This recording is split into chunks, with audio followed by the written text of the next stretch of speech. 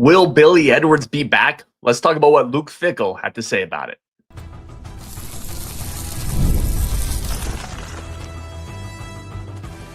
You are Locked On Badgers, your daily podcast on the Wisconsin Badgers. Part of the Locked On Podcast Network, your team every day. What is going on, Badger fans? Welcome to Locked On Badgers, your team every single day, part of the Locked On Podcast Network. I'm your host, Ryan Herrings.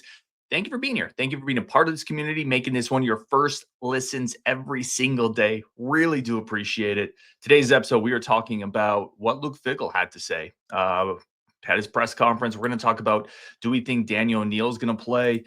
Jake Renfro is going to play. How can they fix this team? We got a bunch to get into, but we are definitely going to start with Luke Fickell's presser. Some interesting stuff here for sure. Some things I want to get into, and a couple things that I think got blown out of proportion.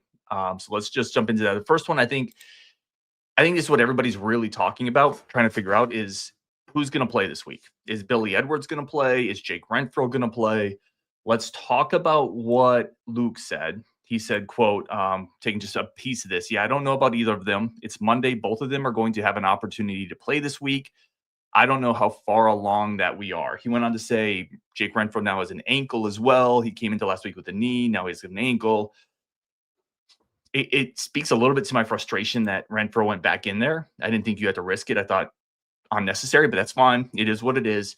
I think Billy's going to play this week. I've heard a few rumblings that I think are interesting. Nothing concrete, but I do think Billy Edwards is going to play this week. He may not be 100%. What does that do to this team? I think a couple things, right? The first is there's some swagger that Billy probably has that Danny's still growing into. Danny's got a lot of heart for a younger quarterback.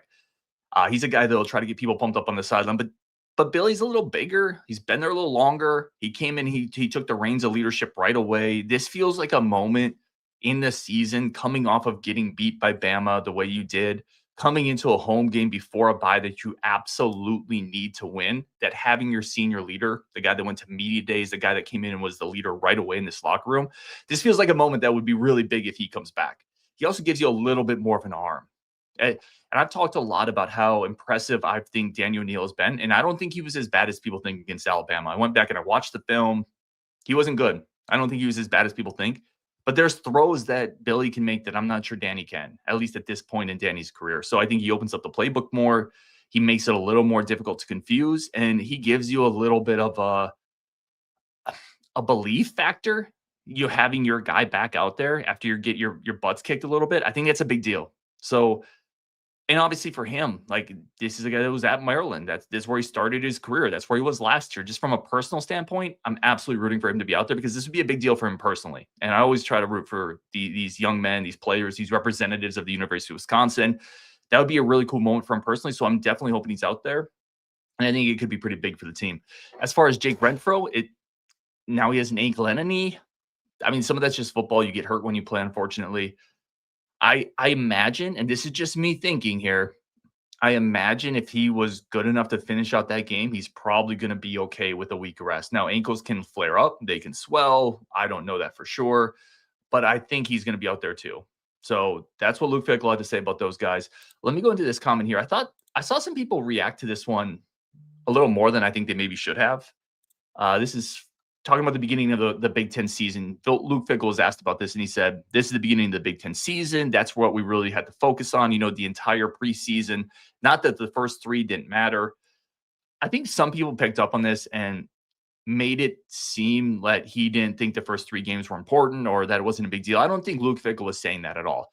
I don't know if I would have worded it the way he said it, but here's the point I want to take out of this, and this is the point I want to get across to everybody if possible. He's not wrong. Like, This is the Big Ten season is the season. This is where this team can still do something. Everything that realistically is there for them is still there. I've talked about this. I'm not going to rehash it. Nobody really thought we were going to beat Alabama. I thought they would play better, and that's why I was frustrated. But ultimately, I thought they would be 2-1 at this point. Now you have to beat Maryland. You have to get going. You have to turn this around. So in that aspect, I think he's right. I don't think he's saying anything that's wrong. I think some people jumped on it a little bit, almost talking about, well, you should also take Bama seriously. They did. They absolutely did. They wouldn't have played Jake Renfro if they didn't. They absolutely took it seriously. They went down to Tuscaloosa, the backup quarterback, got their butts kicked. Doesn't mean Luke Fickell wasn't giving it everything he had in that game or was overlooking it, but he's not wrong. The Big Ten season starts now, and Maryland is a must-win. Let's really quickly. You ever read those books as a kid, right? Where it's the pick your own adventure. You've come to a fork in the road. Johnny, do you want to go left or do you want to go right? And then you pick the direction, you flip to the page, and you're like, you chose poorly and fell into a snake pit. Oh, well, all right, that's tough. That stinks. This is a fork in the road moment for this season. This is a massive fork in the road moment for this program. I think it's a fork in the road moment for Luke Fickell. You have to beat Maryland at home, because if you do, let's examine both of these fork in the road kind of outcomes, and let's pull the string a little bit here on each of them. If you beat Luke Fickell, or if you beat Maryland here, listen, that's not going to raise any eyebrows nationally. Nobody's going to throw a party or a parade because you beat Maryland. But what it does is you go into the bye week and you can breathe. It's 3-1. You're 1-0 in the Big Ten, and then you have an entire week to get people rested, get healthy before that Michigan game. You have another week of rest for Billy Edwards and Jake Renfro, and maybe a few other pieces that are dinged up. You have another week to get continuity on the offensive line, which is what I'm going to talk about in a second. Or you lose this Maryland game, so you're coming off looking really poor on a big stage in Alabama. You come home and you lose at home to a true freshman quarterback in a Maryland program that Mike Locksley came into this season on the hot seat. He was one of the guys people said that's the most likely Big Ten coach to get fired first this year. Now, Deshaun Foster at UCLA took care of that. But if you lose the Maryland game, you go into the bye week 2-2, 0-1 in the Big Ten, having just lost one of your more on paper winnable games in the Big Ten, it would be a disaster for this program, for momentum. I don't know how you recover from that. I don't think I'm being hyperbolic. Let me know in the chat if you think I am. I think this is I don't think you can lose this game and salvage the season. I don't know how you do, because if you can't beat Maryland at home, how are you going to beat Iowa? Are you going to beat Illinois, Indiana, Minnesota? This is a massive game for the Badgers. So do I think Billy Edwards plays? Yeah, I think he does, because I think he has to. Do I think Jake Renfro plays? If he could play at the end of last week, I bet you they can wrap up that ankle and play this week. Just an absolute massive game. Let me see what you guys got in the chat here, if you guys agree or disagree. That's always shave the mustache if we lose to Maryland. I don't know. TJ says grow it out if we win again. Yeah, we'll see how this goes. I had to shave the rest of it today, so I just left this. We'll see how this goes. Bird Dogger says he's been growing it for a month already. Every comment's about the mustache. I've never really had one before, so we're gonna see how it goes. Bird Dogger says still have him at 6-6. Hoogs says 7-5 is where I sit until we lose a game. We have a chance of winning. I think that's fair. Tim Olson, must win for Luke, in my opinion. That's kind of where I'm at. I think they're 7-point favorites. Daniel Dennis Reynolds says 9-point favorites. They have to play better. And here's the thing: this isn't a walk in the park. Malik Washington, the Maryland quarterback, he's a true freshman. They haven't played anybody, but he's looked good doing it. He was a highly regarded prep prospect, kind of a dual threat guy. They have a big receiver on the edge that reminds me a little bit of the guy. I can't think of his name. Anyway, the Middle Tennessee receiver. I can't think of his name, but they have a receiver that kind of reminds me of him, and he was able to put some hurt on us. This won't be an easy game. Maryland can chuck the ball. Mike Locksley is, what's kind of scary in this game? Mike Locksley and the Maryland Terrapins have finished, I believe, in the top 4 in passing offense in the Big Ten every single year he's been there. They always can pass the ball. What is the biggest weakness on this team right now, outside of maybe offensive line? It's the secondary. And Mike Locksley absolutely is the type of guy that can engineer a passing attack. He's done it his entire career. It doesn't matter who he has at quarterback or at receiver at Maryland. They throw the ball. They throw it really well. And so far this season, they're doing that again. So for a secondary that just got beaten up, no, we're not going to be playing Bama's receivers. We're not going to be in that environment. We should be able to get a better pass rush. But this won't be a walk in the park, which is equal parts an indictment of where this program is right now and the fact of how important it is. All right, let's take a second here. We're going to come back, talk about what Luke Fickell said about the offensive line, talk about a couple things, because I got an interesting question. My buddy texted me, said, Ryan, you talk a lot. How would you fix it? I have a couple things that I think I would like to see the staff do. That's coming up next, Locked On Badgers. In the chat, you guys let me know what you would do prior to Maryland to maybe get this thing moving on the right track. First, a quick second for our friends of the show over at 5 Hour Energy. Listen, caffeine just got a flavor upgrade, which It's not that boring, typical caffeine. Ugh, it is something a little extra to go along with that caffeine and that boost. 5 Hour Energy delivers tasty caffeine, 17 different bold flavors, each 2-ounce shot packs the caffeine of a premium 12-ounce cup of coffee, plus B vitamins. Those are good for you. And nutrients, also good for you. Plus, no sugar, 0 crashes. What are we doing here? The world is incredible in 2025 that we have this type of stuff at our fingertips. I guarantee you go back to 1776. If they had 5 Hour Energy, they would have won that that Revolutionary War in a year. But they had to grind it out because they didn't have 2 ounces of caffeine-packed flavor that they could just carry with them to the battlefield. Right now, what do I love about it? I love the flavor. I love the convenience. I love how simple it is, thrown into the backpack, the back pocket, whatever it is. Honestly, I just love how fast it kicks in. It doesn't make me super hyper, but I also don't crash. Enough with boring, flavorless caffeine. It's time to give your caffeine a flavor upgrade with 5 Hour Energy shots. Get the favorites you love. Be bold. Try something new in store if you'd like, or go online at 5hourenergy.com or Amazon today. Today's episode also brought to you by our great friends over at FanDuel. Yeah, it is right. FanDuel is the official sports book of the Locked On Podcast Network, the official sports book of Ryan Herrings, and football's here. NFL's back. Packers are 2-0. Let's go for all the Packers fans that are in this chat. 5 Hour, our FanDuel is an incredible spot. Futures, parlays, teasers, spreads, and right now an incredible offer. You bet $5, and if your bet wins, you'll get $300 in bonus bets. That's $300 in bonus bets if your first $5 bet wins. That's insane. I love using it because the payouts are quick. It's simple. It's fast. It's easy to use right now. If you're ready to play, download the FanDuel app. Go over to FanDuel.com to get started. That's FanDuel.com to place your first $5 bet. You will love it. Do it responsibly, but have a ton of fun over at FanDuel.com.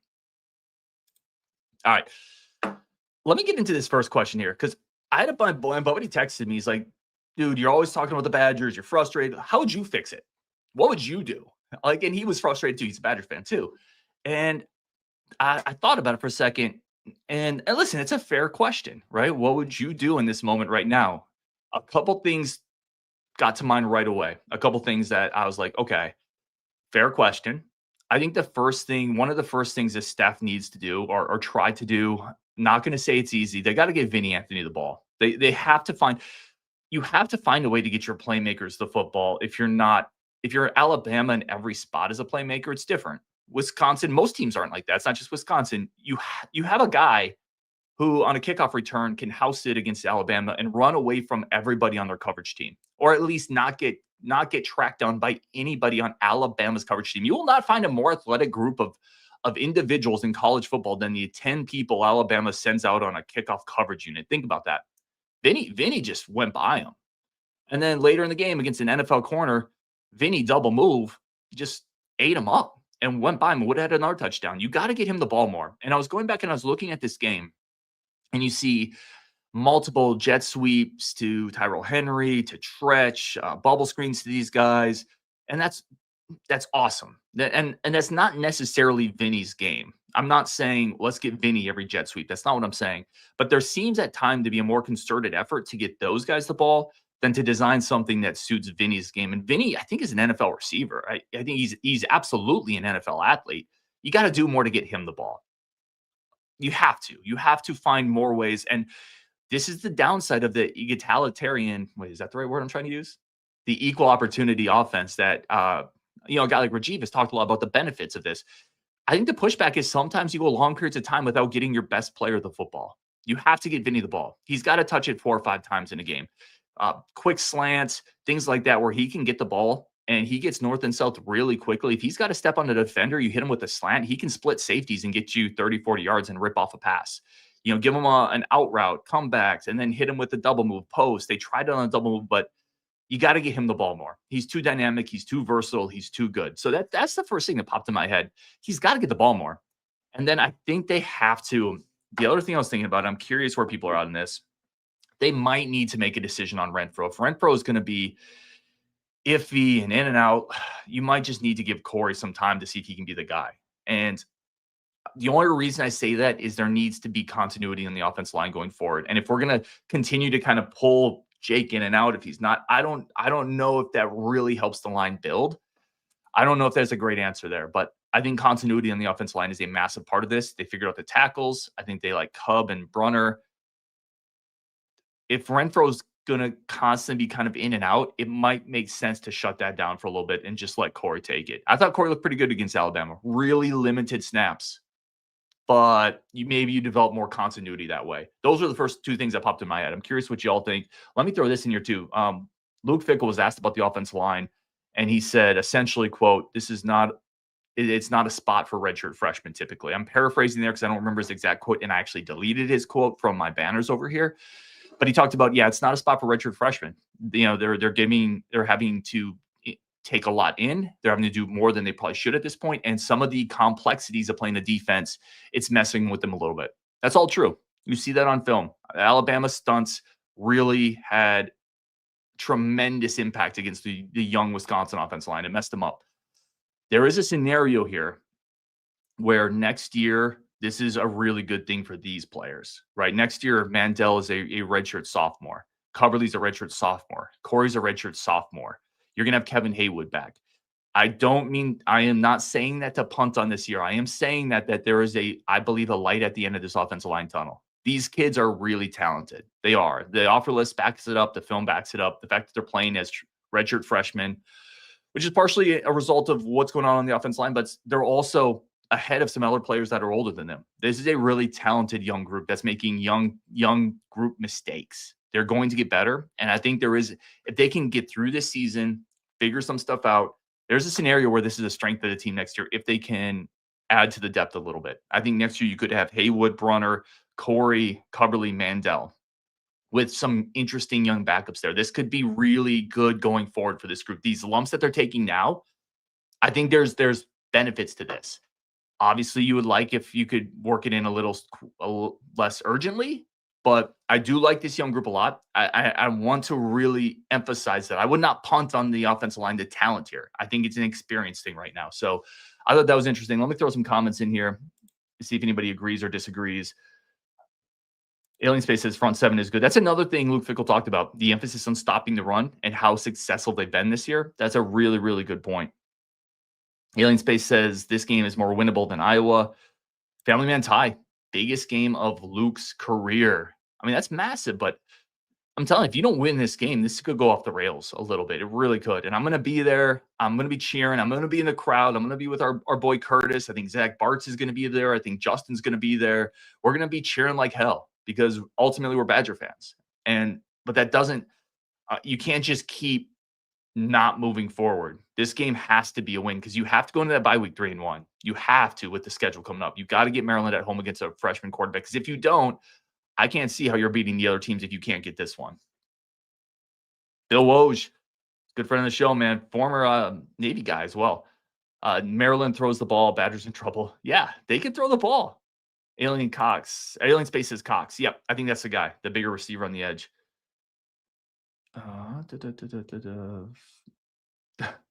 Fickell coaching is as questionable as that stat from Lenny Dimes. I don't know. We'll see. My wife is not a fan. My wife is very much not a fan of it so far. Uncultured Barbarian. I haven't seen this guy in forever. I haven't been able to watch the team all season because of work. Is there anything I should be excited about? Defensive line. The defensive line has been really good on Uncultured Barbarian. I think the rush defense, Mason Reiger, Vinny Anthony, Lance Mason, definitely some things you should be excited about. I've missed you in the channel, man. I'm glad to see you back. I think they should win this weekend, so I hope you're checking in on Culture Barbarian. Let's see, Brett says, Ryan, I was thinking about this last night during your show. In the offseason, there was a mass exodus of DBs, and we have seen regression from Rico. Is this a Haynes thing? It's a really good question. So, yeah, in the offseason, you lost 3 or 4 DBs. Rico doesn't look as good as he should. I think ultimately you have to go back to positional coaches. I like Haynes. I think, listen, he has a ton of experience. I've had guys like Emilio Agard on the show who rave about him. So I don't want to just point everything towards him, but this group has not been good enough. I think Nizer Porkring coming back would have been helpful. This team probably needed to add another body there when you lost so many. Having another veteran in there would be a big deal. I would say, too, Xavier Lucas was a big part of this team's plans, and he came here for Haynes. He played as a true freshman. If Lucas plays this year, I think we're having a slightly different conversation. That's a piece in the secondary that we're just missing that's now starting at Miami. So you can make the same type of argument for Haynes that you made last year with Tressel. Like he doesn't have he doesn't have enough talent there right now, but it's hard to say that when you look at a guy like Rico who's been a 3-year starter. And yeah, I think it's a very fair question. I guess I rambled there. I don't know if I have a great answer on it. Any more thoughts here? Smo says Vinny is explosive. Family Man Ty says redshirt Renfro. I haven't even thought of that. That's interesting. Redshirt him, get him fully healthy, come back next year. And then even then, you got to get another center because I love Jake Renfro. I love the intensity. I love the toughness. It's hard to count on him, right? Just from an injury standpoint. And I think that's very fair. Carson, my guy, that mustache is a 10 of 10. Can't let my girlfriend watch this show with me anymore. Thank you. Thank you. It's just nice that somebody has something nice to say about it in the chat. I'm getting it from everywhere. All right, let's keep going here. Bill Woj says halftime score 14-3 Maryland with math. 14-3 Maryland? Oh, that would be horrific. And I'm going to be there, man. I'll be so sad. Gavin says, if Fickell ends the year 5-7, where do we go from there? Assuming we beat Iowa, Maryland, and the Gophers. If we go 5-7 and we beat Iowa, Maryland, Gophers, I mean, Fickell's coming back if we go 5-7, assuming he wants to be back. Yeah, I think you need to give coaches 4 years. I've been pretty firm on that, barring like something completely going off the rails. I do think you need to give coaches 4 to 5 years to really see if they are the right person or not. Because if you cycle coaches too quickly, you lose all your recruits, you lose parts of your roster, you have to remake your recruiting department. I think you get really dangerous to falling into the swamp of sadness and never being able to be pulled out. So I want before we move on to Fickell or from Fickell, if we get to that point, I'm not saying we should. Before we do that, I want to be damn sure he's not the guy. And I'm not there yet. So I think he goes 5-7. You beat Iowa. It's a really tough schedule. It's not a great year. That's a bad year. People are going to be frustrated, but I think you would want him to come back, or I would, is where I'd be at that. Okay, more thoughts, questions here. Manuel says the front seven against Alabama was okay. They sacked Alabama one time. Couldn't get pressure when we needed. I agree. The pressure wasn't great. I thought the defensive line on the interior did a really good job against the run. Hooger says unless he goes 2-10, he will be back. I agree. I 100% agree there. All right, well, let's wrap it there. Again, on Wisconsin, thank you for tuning in. Live call-in show tonight. So if anybody wants to call in, we're going to do that show tonight. Thoughts on Maryland, thoughts on Alabama. That'll happen tonight on Wisconsin. Really do appreciate everybody tuning in, and we will talk later. Plus, some really fun guests coming up this week. Appreciate everybody in the community. We will definitely talk later.